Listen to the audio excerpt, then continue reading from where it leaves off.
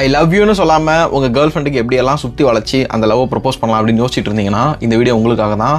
சரி, ஸோ எப்படியெல்லாம் சொல்லலாம் அப்படின்னா ரொம்ப சிம்பிளாக ஈஸியாக டக்குன்னு புரிஞ்சுக்கிற மாதிரி நீங்கள் சொன்னீங்கன்னா அவங்கக்கிட்ட ஒரு சின்ன ஸ்மைலை நீங்கள் எதிர்பார்க்கலாம், ஒரு சந்தோஷத்தை எதிர்பார்க்கலாம் அப்படிங்கிற மாதிரி நான் சொல்லட்டுமா? ஃபைன். அண்ட் இப்படி சொல்லுங்கள், like you are my favourite lock screen.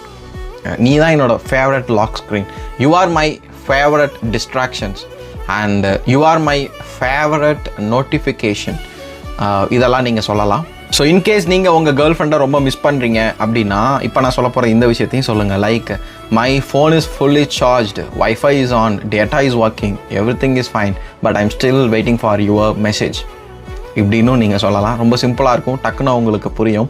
சிங்கிளாக இருந்தீங்கன்னா டோன்ட் வெரி வீடியோ சேவ் பண்ணிக்கோங்க, கண்டிப்பாக உங்களுக்கு ஒரு நாள் யூஸ் ஆகும்.